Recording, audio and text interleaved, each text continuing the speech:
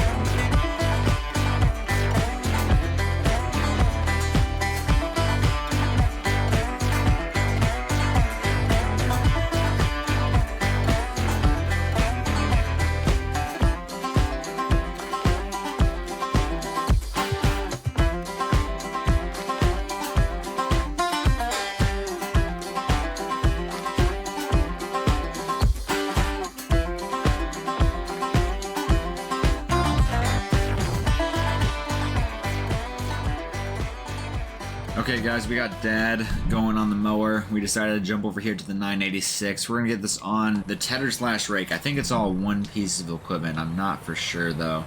Because we need to get that all tedded and raked so we can get the baler going here in a minute. That was just taking too long, and I thought we should just go ahead and get another job going at the same time to kind of speed up the process a bit here. So that's the rake. Okay, so the tedder is separate. So we're gonna have to grab this here to ted it first. Kind of unfortunate. I kind of want to test it without. Might as well ted it. I see we're low on fuel here, so we're gonna run up here and just fill this up real quick. Alright, we're good right there. Alright, we're gonna come over here and start on the end here. Just, oh, are we only gonna get one row at a time? That's gonna suck. I don't think we can take both. We're gonna attempt it though. Oh, we can't ted it. Is it a conditioner? It must be a conditioner. Oh, maybe I didn't have it lowered.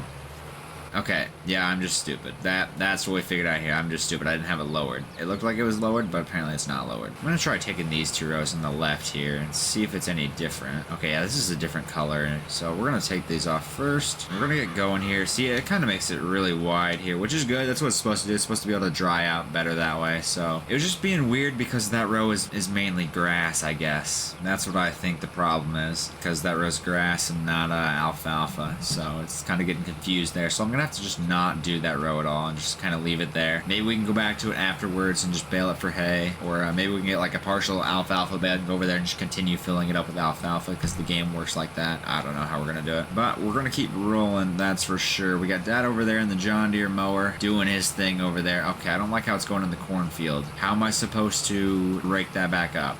We're gonna have to find a way to do that because I don't like that at all. There's Dad.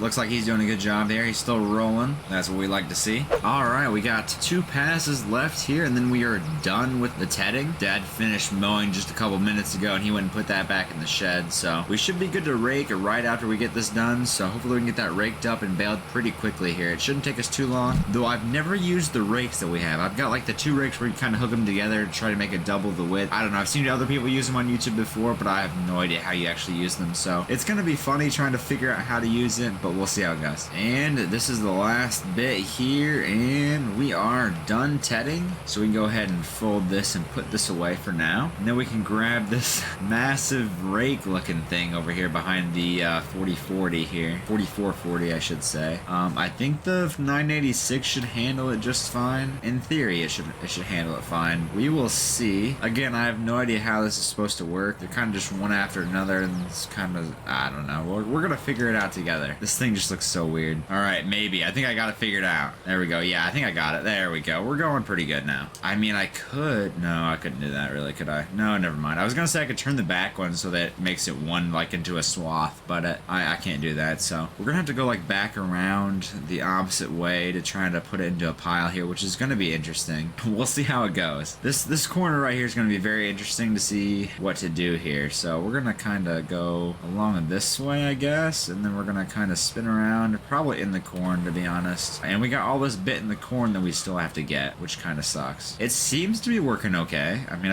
of course, I said I've never used this before, so I don't know. I probably should save the headlands for last, so that's what I'm gonna do. But I don't know, it's just so hard to raise and lower these things. Even more reason to save the headlands for last, to be honest. We're just gonna lift it up when we get to the end here, and then, or maybe we don't even lift it up. Maybe we just keep going around and just clean it up with the headlands later. That's probably what I'm gonna do, because it's 2 different implements. You have to like kind of switch between the 2 to lower and raise the 2. So we're just gonna kind of make a spin around here. We're kind of spin around. We kind of gotta line it up. Something like that? Yeah, something like that. That'll work good. We just gotta kind of be pretty precise with this to make it a nice row that the baler can get and not too wide the baler because it's gonna miss some, right? I mean, I could just make a whole new row and just there, so I know for sure that the baler can handle it. That'll work the best probably. But I am missing some now, which is unfortunate. I should probably overlap that a little bit just so that doesn't happen when we're like turning or something. But the tractor's handling just fine. I mean, it doesn't need any power. There's no like PTO or anything. It's just kind of dragging it across the ground. So I don't know why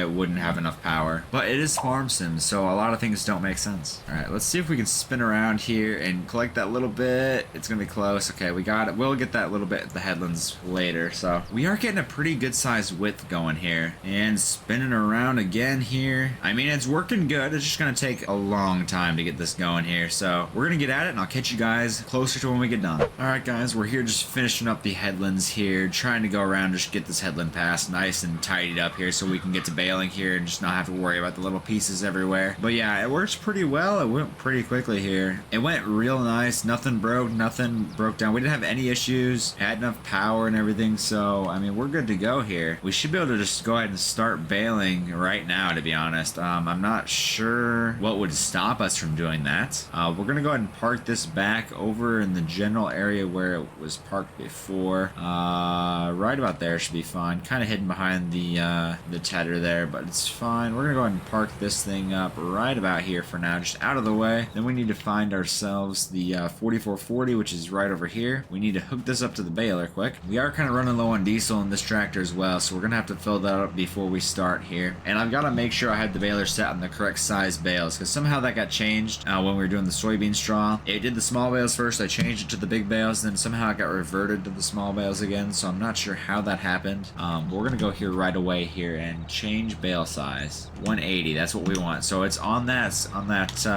scale right now, that size. So hopefully it stays that size the whole time we're baling this, but we'll see. Looks like I do have 40% worth of soybean straw still in the baler, so we're gonna see if that cranks out another soybean straw bale or if it's gonna give us an alfalfa bale right away here, but we will see. We'll head down to the end here and just get started on the end. Hopefully everything works out good. So we've got a mix of alfalfa hay, alfalfa, and just regular grass and some grass hay, I guess. So we got like 4 different mixtures in here. We're gonna see which one it picks up and which one's gonna lay down. There we go. I switched to the dry alfalfa windrow. Perfect. We're actually filling up quite fast here. This is probably gonna be a small bale since I already started before I changed it, which kind of sucks. That's why it's filling up so fast, I'm gonna guess. I am gonna turn on auto drop. That's just a great feature. Yep, it is indeed a small bale too, so that's fine. That's out of the way. Now let's make sure it's still set on 180. It is set on 180, so we should be good there. There, it's not filling up near as fast now, so we should be good. Should be producing 180 centimeter bales. Hopefully we are. If we're not, then I'm not sure what exactly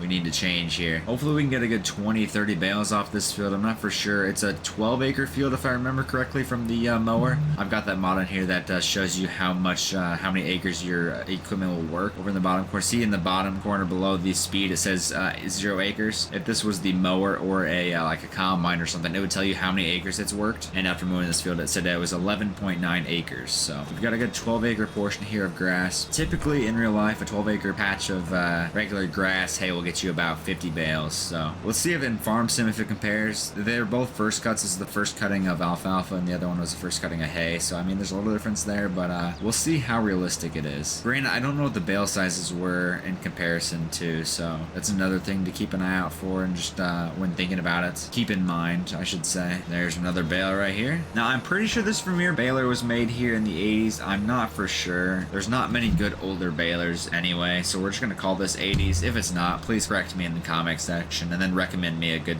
round baler, because I'm sure there was a round baler back then and I just can't find a good one for it. Alright, that is the headland pretty much done here, so we can go ahead and work on the regular up and down rows. I think there's like 15 or 16 up down rows. I can't remember exactly. I counted, but I forgot. It's something like that, so it shouldn't take us too long whatsoever here, as we are gonna pop out another bale here. 99, 100%. There we go. Yeah, we're doing the big bales here. They don't look like hay bales by any means, but they're not supposed to, I guess. They're supposed to look like this dried alfalfa windrow, which I'm not. They kind of look like regular grass bales in my opinion. Hopefully there's a difference to when I feed them to like the cattle and stuff and put them in like the TMR mixer and stuff. Hopefully I can still get some hay, like give it like the hay feature, I guess. I don't know exactly what I'm saying here, but like you know what I mean. I don't know how to explain it any better than that. Hopefully we're still able to make total mixed rations with it. Also, be sure and let me know if there's any like certain equipment you'd like me to use in the 80s series. I was struggling to find good mods for the series, so if you guys have any good recommendations of what like mods to use for the 80s, it can be like implements, tractors, trucks, whatever, you name it. Just let me know in the comments, and then if you have the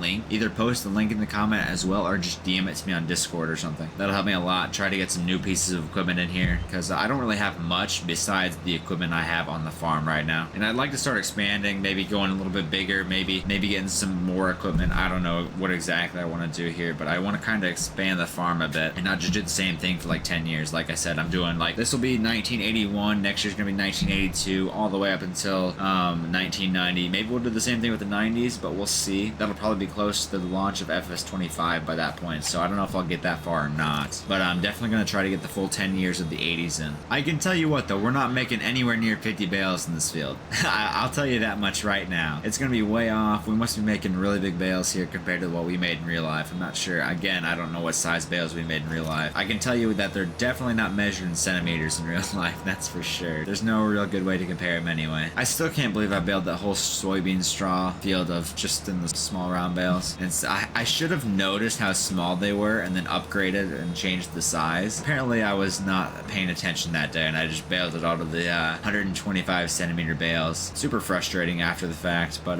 it was fine, I guess. Just had to do a couple more trips when taking them over to the sell point, because I did go ahead and sell all of them. All of them except for like 8, I think. I kept 8 just in case they work, but I doubt they work, so I just went ahead and sold the rest of them. In the future, when we do the straw for the oats, I'm gonna hopefully remember to keep it on 180 centimeter size. Alright guys, we are on the last pass here, just about to finish up. Get this bale unloaded here. Should I flip it down to 125 centimeter bales just so we can get another one cranked out? I don't think I'm going to. I think I'm just gonna leave the rest of it in the baler, because I don't think I'm gonna get another bale out of this little bit here, so we'll just leave it in the baler, toss the baler in the shed or wherever I'm gonna put it, and then we'll get the bales picked up and maybe get some spraying done. And that is it. Everything is done. Let's get the final count of how many bales we got here. After looking at the stats sheet on the menu screen, it showed that we made 23 bales, which isn't terrible. It's pretty far off my estimate of 50 bales. 23 bales is pretty good, especially the size that they are, so that'll work out good. Those will feed the cows for a few months here after we get them. I still have not bought cows yet. I keep forgetting about that. We need to buy ourselves a livestock trailer and then pick ourselves up some cows here. Hopefully we can do that next episode. That's gonna do it for this one, guys. Thank you so much for watching, and if you enjoyed, please hit that like button and subscribe, and make sure you subscribe to all my other channels. Links are in the description below. And again, guys, thanks for watching, and I will see you all in the next one.